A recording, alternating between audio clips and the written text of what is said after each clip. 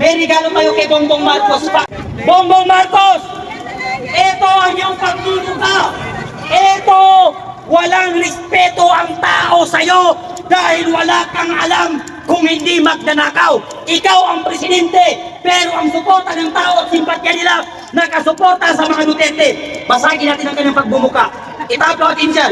Bongbong Marcos! Tignan mo, pagkatapos ka namin babasagin, tatapakan ka namin at tuduan ka namin. Yan! Bongbong Marcos! Sa pagbaba mo! Sapagkat hindi mo na nakakampalan ng iyong trabaho. Polo, luga! Marcos! Resign! Ang nakakapagtaka mga kababayan, yung lumalaban sa korupsyon, siya yung kinakasuhan. Yung 18 Marin, sinabi nila si Marcos magnanakaw. Kinasuhan na nila. Bakit si Martin Romualdez hindi ba kulong-kulong? Kasabwat! Saludo tayo sa mga general na retirado na naninindigan para sa kanilang bayan at naninindigan para sa kanilang prinsipyo. Ang problema kasi, yung mga libag ni Bongbong Marcos. Sino ba yung mga libag na nakapaligid sa kanya? Ayan, sila John Vic Rimulya. Mga libag ni Bongbong Marcos yung mga... Matrapo! Hindi lang trapo, libag ni Bongbong Marcos. Di ba? Pretending! Nag-iisang taon na po si PRRD sa ibang bansa. Mula nung ninakaw at kinidnap siya at pinaboy siya ng ating gobyerno. Asa ng human right? 80 years old! Harap-harapan yung panggagago sa atin ng gobyerno ito at administrasyon na ito. Correct. Hanggang ngayon, walang naninindigan, walang nag-iingay, walang napapanagot, walang matibay na eksplanasyon sa mamamayang Pilipino kung bakit si PRRD ay nasa ibang bansa. Puro ngas! Ang tatay nila Marcos na magnanakaw, nakalibing sa libingan ng mga bayani yung gago. Samantala si PRRD na nagserbisyo, nagmalasakit, ipinakulong ng administrasyong bangag na ito. Inutil kasi! Pero, bago ang lahat mga kababayan, tayo ay maninindigan tayo hanggang sa huling hininga natin na dapat mag-resign si Marcos dahil wala siyang ginawa kung hindi magnakaw sa kaba ng taong bayan. Mainit yung pagtanggap sa kanya sa New York. Sobrang init ang pagtanggap sa kanya. Dahil yung pati mga foreigner nagrarally, Marcos resign sa harap mismo ng kanyang tinutuluyang hotel. Papayag ba tayo na matapos ang taon na ito na hindi bababa si Marcos? Hindi sapat na bumaba ng si Bongbong Marcos. Dapat lumayas sila sa Pilipinas. Ito, may regalo kayo kay Bongbong Marcos. Bongbong Marcos! Ito ang iyong pagduduga! Ito! Walang respeto ang tao sa'yo dahil wala kang alam kung hindi magnanakaw. Ikaw ang presidente, pero ang suporta ng tao at simpatya nila nakasuporta sa mga Duterte. Basagin natin ang kanyang pagbumuka. Itapos natin siya. Bongbong Marcos! Tignan mo, pagkatapos ka namin babasagin, tatapakan ka namin at tuduan ka namin. Yan! Turan nyo! Apak! Apak! Apak! Apak! Apak! Marcos resign! Marcos resign! Marcos resign! Nana! Marcos resign! Marcos! Saan ang ulo niyan? Yan ang ba! Yung ulo! Ito yung ulo! Ito yung ulo! Ano pa? Yeah, wala na. Sabi ni John Vic Rimulya, huwag kang sisigaw ng Marcos resign kasi inciting condition. Back! Kaya nung nandun siya, mabuhay ang mga Pilipinas! Ilan ba ang Pilipinas? 8! Ilan ang Pilipinas, Marcos? 10! Isa lang ang Pilipinas, pero milyong-milyong Pilipino ang ayaw sa'yo at gusto kang parisainin. Duterte ay may karma din sa inyo. Alam nyo, talagang illegal yung pagpapadala ninyo sa ating Best President Rodrigo Roa Duterte. Kaya ang mensahe ko sa inyo, sana naman makonsensya kayo na ang isang senior citizen at isang dating pangulong magaling na pangulo na nagpaunlad at nagbigay ng kapayapaan sa ating bansa ay naging bahagi kayo para siya ay magdusa ngayon doon na nag-iisa sa dahig. Nakakadalawang birthday na siya.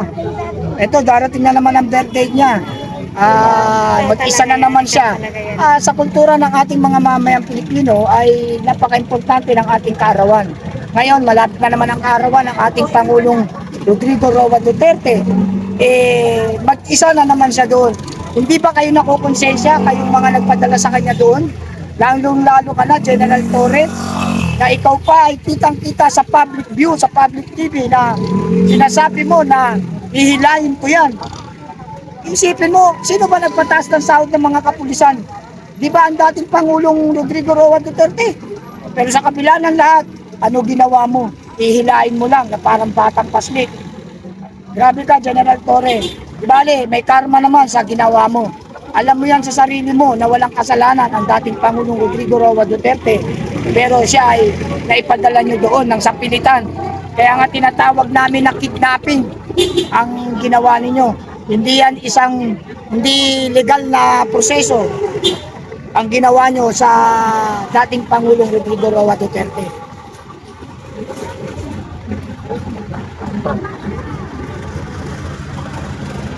Isahin mo na lang kay BBM.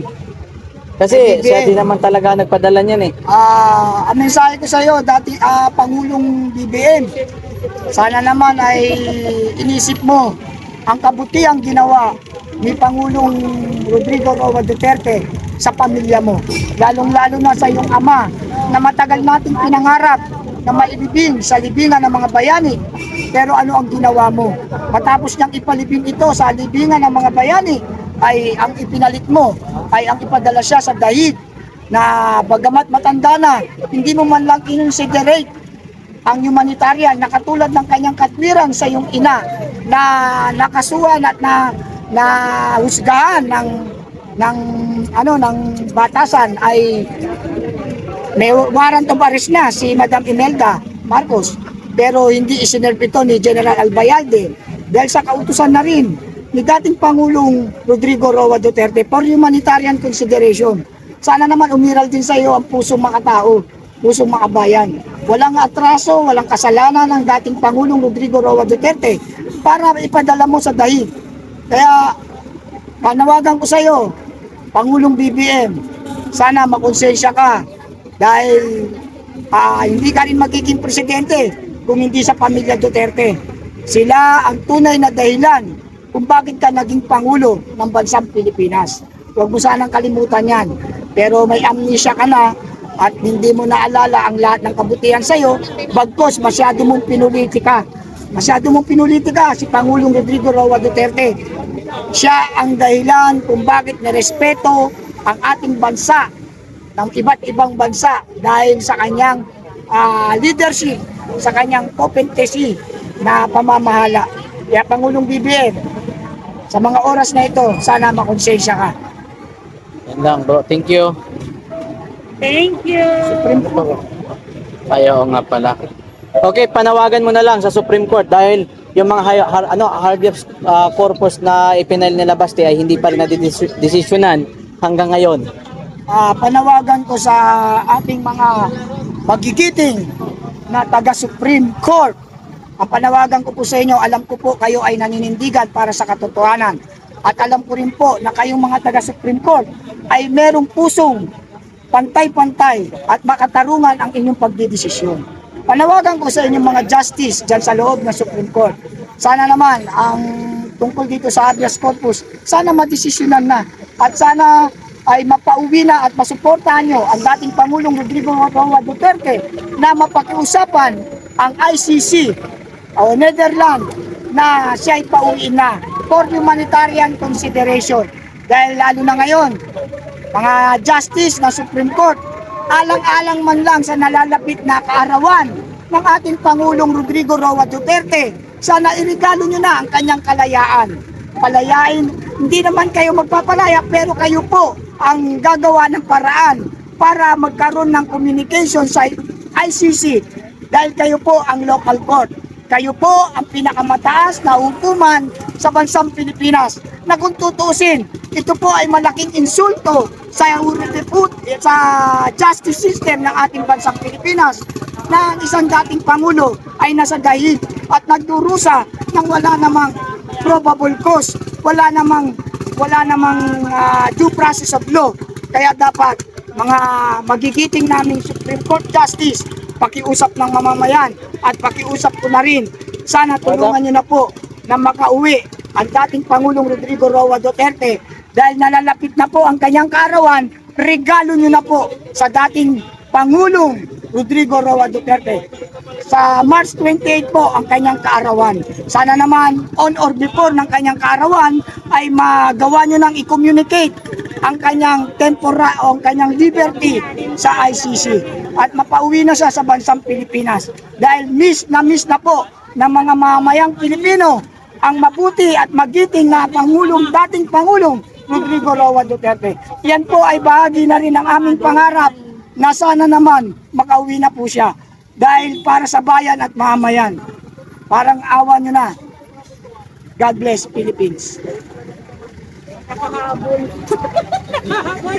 Nakahabol tayo. Isa pa, tanong pa kayo, tanong. Tanong.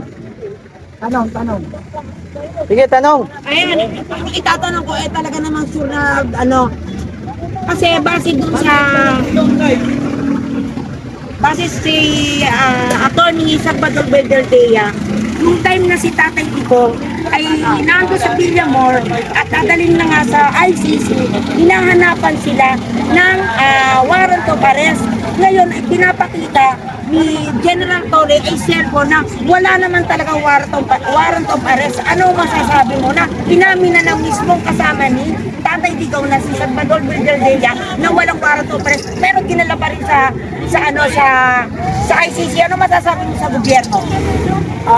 Ang masasabi ko sa gobyerno o sa sistema na ginawa nila, that is considered illegal arrest. Pag wala pong unang-una walang due process of law, walang probable cause, walang nakasampang kaso sa local court. Kasi po, ito po para sa kaalamanan ng lahat ng mamamayang Pilipino. As per law ng ICC, dapat po bago nila tanggapin ang isang kaso o isang kakasuhan, dapat po meron po itong kaso sa local court. Yun po ay isang paglabag na ng batas ng Pilipinas. Dapat po merong local court, pero wala po. Kaya lumalabas nga po iyan na isang kidnapping. Dahil wala lahat ng legal basis o legal grounds para dalhin siya sa dahig. At kitang-kita naman, di ba, by force, ano sabi ni General Torre? Ihilahin ko yan. Yan ba dapat mong sabihin? Pag sinabing ihilahin, meron niyang pwersa. With your consent or your consent, hihilahin ka, ibig sabihin by force, sa pilitan. Ngayon, pag ginawan sa pilitan yan, illegal po yan. Illegal po.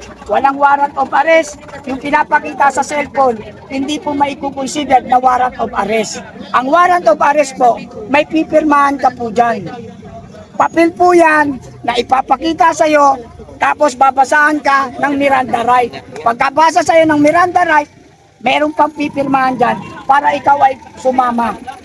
Yan po ay dapat physical, dokumentado, black and white. Hindi po pwedeng cellphone. Wala po sa batas ng konstitusyon ng bansang Pilipinas na manghuhuli ka na ang hawak mo ay cellphone. Pwede pong mapabricated ang cellphone. Marami pong expert na IT na pwedeng baguhin ang nakalagay sa cellphone natin. Kaya hindi po considered na ang warrant of arrest dapat ipapakita through cellphone.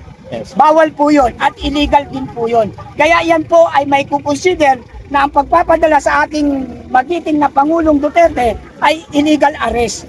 Yan po ay considered kidnapping. Sir, ano po bang masasabi niyo patungkol doon kay Torre na ang sabi ni Torre, ang isang tao na kriminal pwede arestuhin kahit walang warrant. Sabihin lang nasa headquarters ang warrant. No, Ano masasabi niyo? no. Malaking kagaguhan yan. Hindi siya magiging general kung hindi niya alam ang batas. Ang tunay na batas, yung sinasabi nyo, yan yung tinatawag na civilian arrest. Yung on act na nakita mo ang isang krimen, pwede kang umaresto Pero depende sa kapasidad mo. Kung kaya mong arestuhin on act, halimbawa may nagpapatayan dyan, malakas ang loob mo, pwede mo siyang hulihin yung sumaksak doon. Kung malakas ang loob mo, yun yung tinatawag na actual scenario na pwede mong i-apply yung tinatawag na civilian arrest. Without warrant of arrest po yun, halimbawa may inold up or merong inisnatchan, kinuha na ng wallet, tumakbo, dumaan sa harapan mo, kaya mong hulihin. Kaya mong hulihin yun. Hinuli mo, walang warrant of arrest, pwede. Dahil yun ay actual scenes of the crime. Yes, okay. Thank you. Okay kayo? Okay kayo. Tayo, sabi ni Reza. Ni Reza Antiveros. Awa ko ang bit. Sayaw ka nga. Okay tayo. Dapat tinainan si Risa. Salamat tayo. O si Risa Ontiveros, anong Risa? masasabi mo kay Risa Ontiveros? Oh. Oh, Na tungkol sa- mensahe mo na lang kay Risa Ontiveros. Mensahe ko kay Risa Ontiveros. Sabi niya kasi dapat lang daw na makulong si Tatay Digong. Ito ayon sa iyo, Risa Ontiveros, dapat makulong si Tatay Digong. Dapat ikaw ang makulong. Bakit ko nasabi? Ibalik mo muna yung Philhealth Fund. Matagal na pong yung Philhealth Fund na yan. Ibalik mo. Ngayon, walang karapatan na ipakulong ang dating Pangulo dahil wala naman po siyang nalabag na batas. At panawagan ko rin sa iyo, Risa Ontiveros, huwag ka nang mangarap na tumakbo na Pangulo dahil hindi ka mananalo. Risa Ontiveros, yun lang ginawa mong Santos, si Kian de los Santos, malaki ng kalokohan yun eh. Biruin mo related sa drugs, ginawa mong santo, tapos magiging Pangulo ka pa. Kalokohang malaki, sino boboto sa iyo? Wala. Kaya ako sa iyo, Risa Ontiveros, manahimik ka na lang. Dahil hindi ka mananalo kung kakalabanin mo ay ang isang makabayan at makatao, makadiyos na si VP Sara Duterte. Hindi ka mananalo, tandaan mo yan. Kaya huwag ka nang tumakbo, sayang lang ang pagod mo. Risa Okay. Ontiveros. Okay, copy kayo.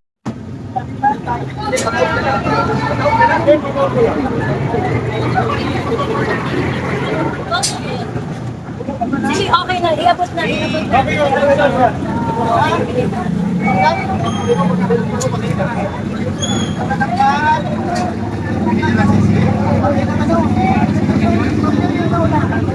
Mga pinirma ng taong bayan.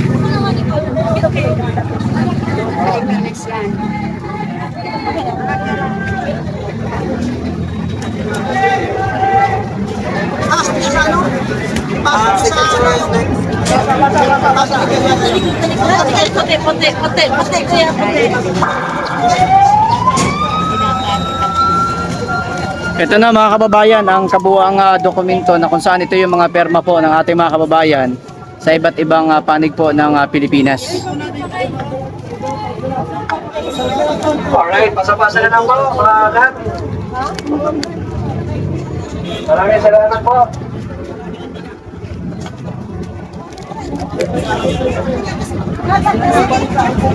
Ito na yung mga dokumento na dadalhin sa Supreme Court.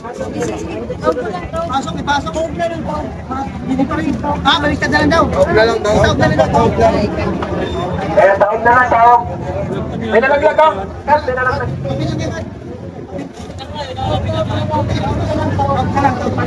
Taog lang po, taog pagpasa, taog lang. Kasi nakikita ng mga mga antay.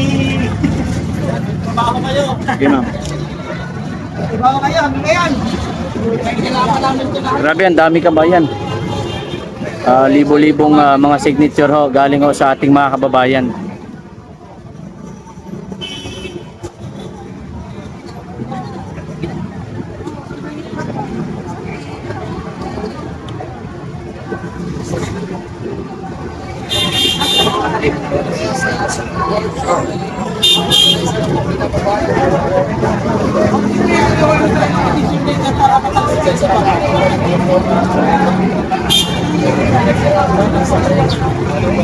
Napakarami ho mga kababayan, kita nyo naman kung ilang patong-patong ho na papel yan.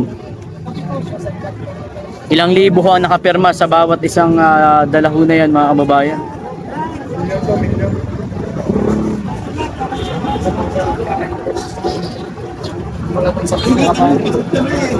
Puyat na, bakit na?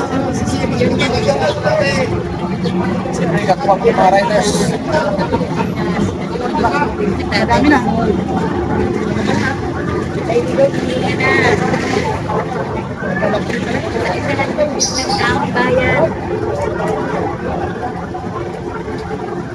Ito lang tunay na tao. Hindi yung ano lang. Grabe, ang dami. Hindi yan mga bugol. Oo, tunay na tao. Yan, nakita nyo naman yung mga pumirma niya, nakita sa video, di ba? Tunay na pirma yan. Nalapit pa yun. Hinahanap eh, dahil pang hindi nakapirma. Iyak pa. Dasma nga eh, gusto ikutin ng buong Dasma. Wala na eh. Ikot ang buong Pilipinas, mga boss. Grabe, ano? Ayan na po yung mga perma ninyo, mga kababayan, sa lahat po ng pumirma to support kay dating Pangulong Rodrigo Duterte.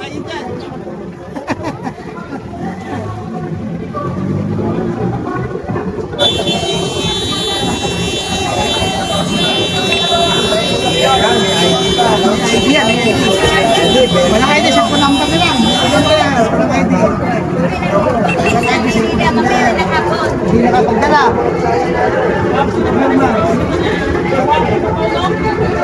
Yan mga kababayan, lahat po ng perma ho ninyo ay ibibigay na ho, ihahatid na doon ho sa Supreme Court. Ayan. So support para sa agarang pagpapauwi ni dating Pangulong Rodrigo Roa Duterte.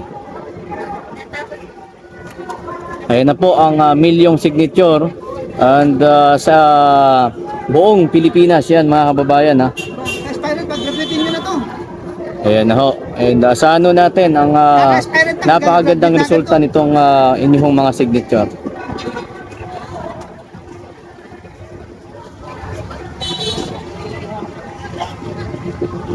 Aspirant.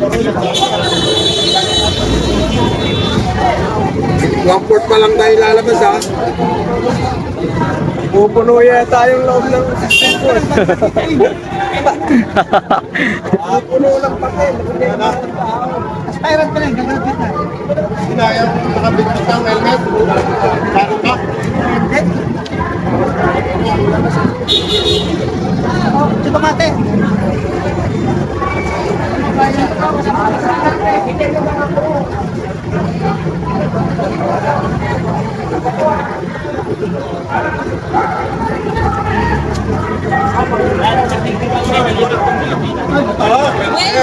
Wait daw.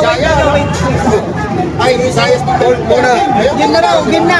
O sige, ikaw. Game na raw. Okay na raw, okay na. Gano'n minitang naman? Go daw, go. Okay na, okay.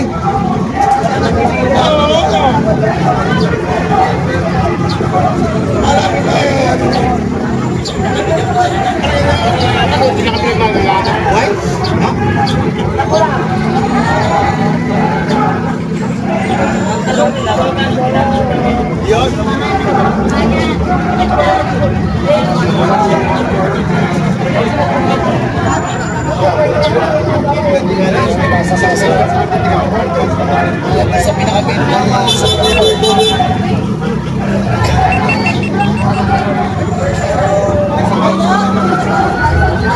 Ayan na.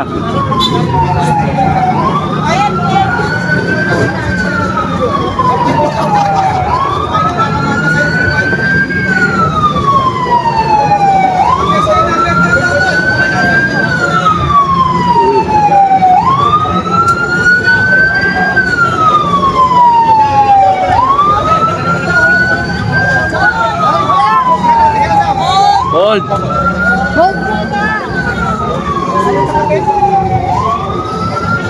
Pupuno yan.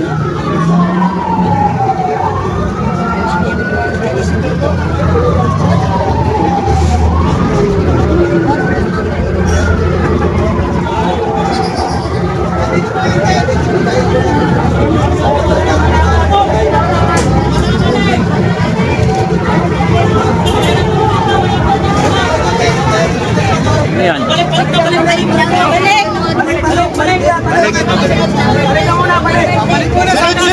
Sunod. Balik. Back to home base. Pakibalik daw muna. Pakibalik muna dyan yung mga... Wait lang! Nawawala yung number! Pakibalik daw muna sa loob.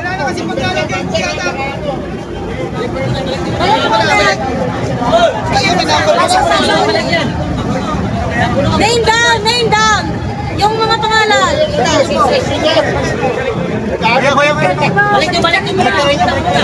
Baliktarin mo! Baliktarin mo! Balik daw ka na, balik.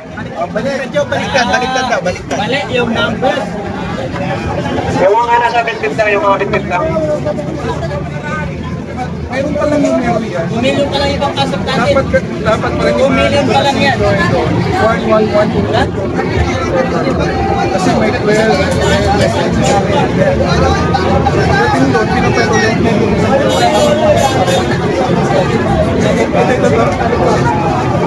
Mga eh, kasi sinabi ko nga, yan ang number 7. Ano yan? Number 7 yan, magkakasama sana yan. 1116. Ayan.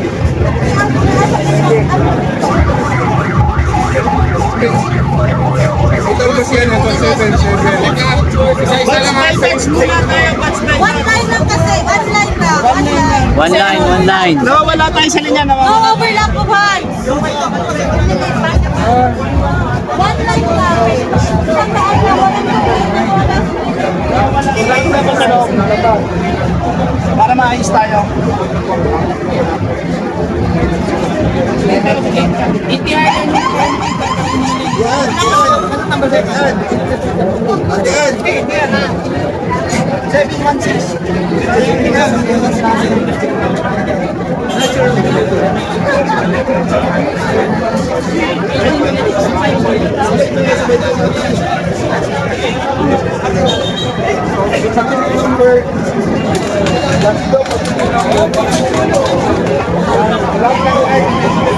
lahat ng 9, isa lang isi-serve pa rin.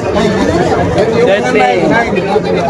Babalik mo na 9. Balik mo na 9. Ano yung sa'yo? 9?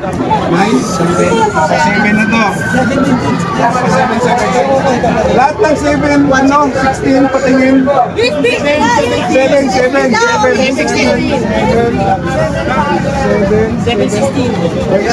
Magkakasama yan.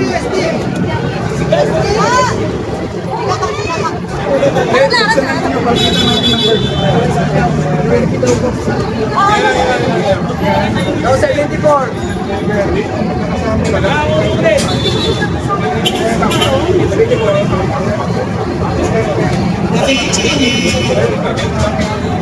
Magkakasama. Yung 7 dyan. 7 dyan. Pagkaisahin lahat ng 7.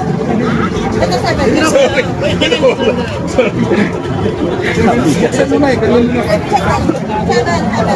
Ito 10, 7. Wala kang 7 muna, balik doon. 7, balik na lang 7. Balik. Balik lang muna natin Lahat ng 7, balik daw.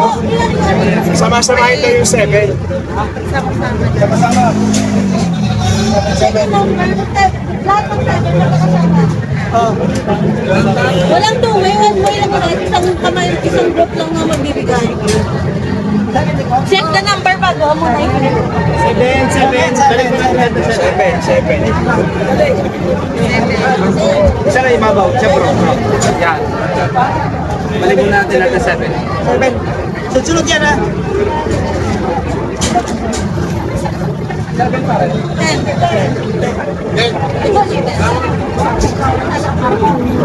Hindi pa yung sabak.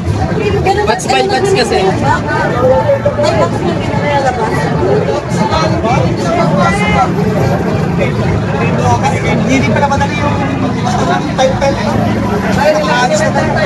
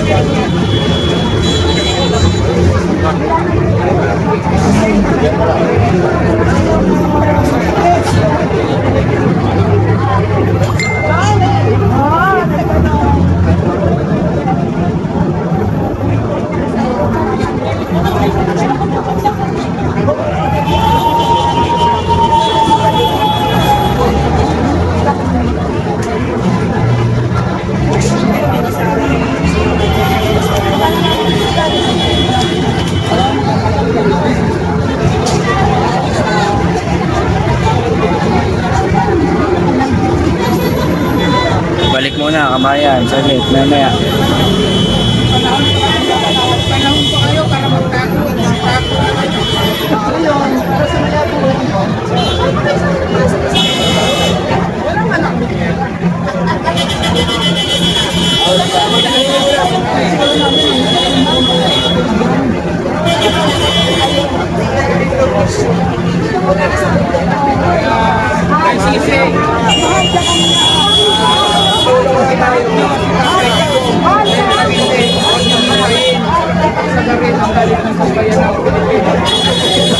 Huwag yung hintayin na lusot yung parami.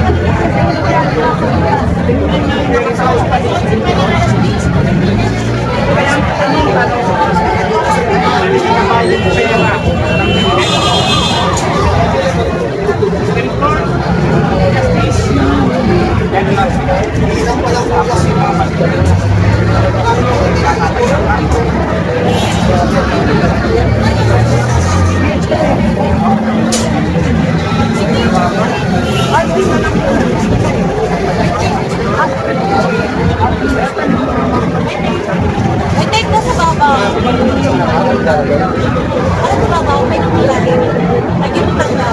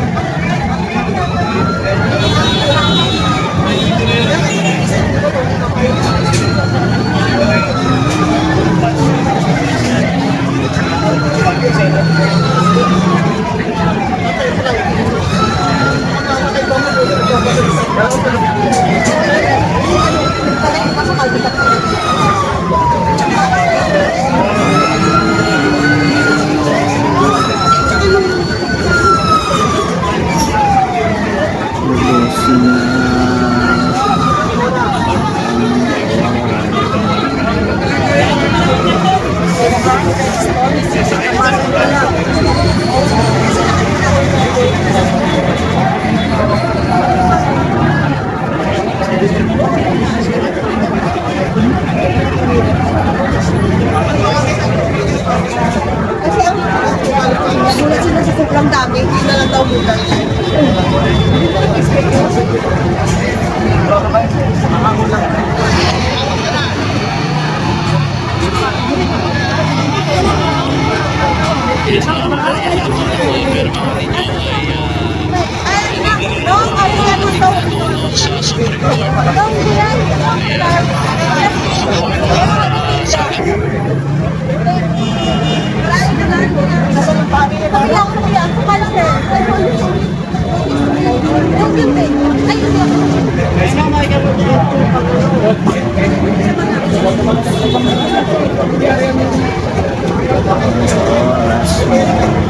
Ayun lang, magpakita na camera ng mga Basta na.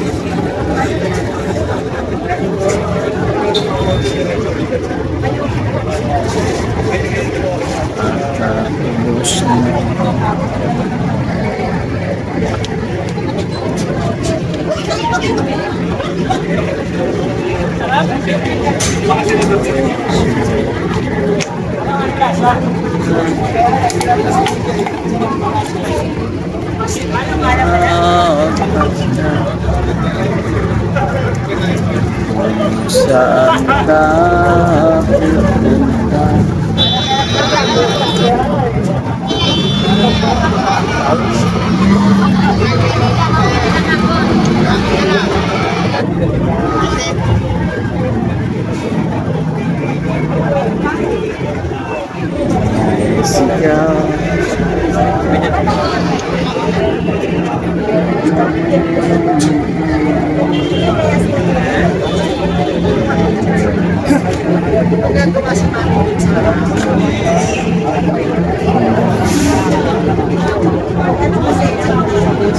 Ubos na.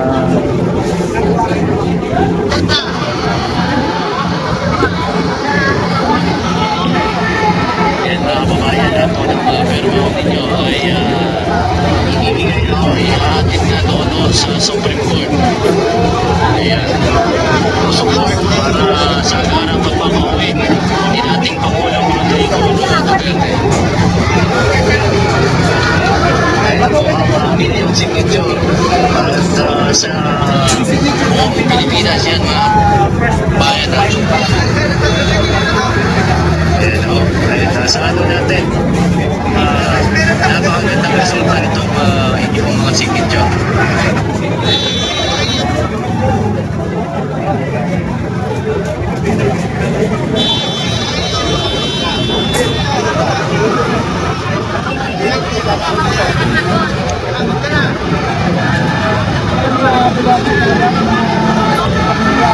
Yan mga kababayan, ato ng mga perma ninyo.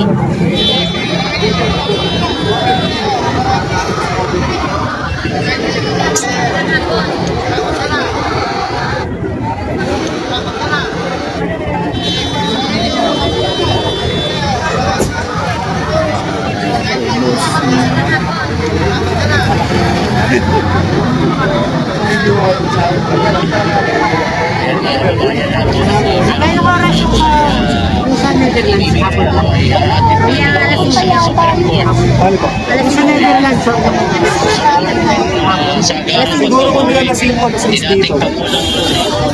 Opo, hindi, alas 10. Alas 10, no? Alas 4. Like, 6 hours kasi tayo. Buong Pilipinas yan.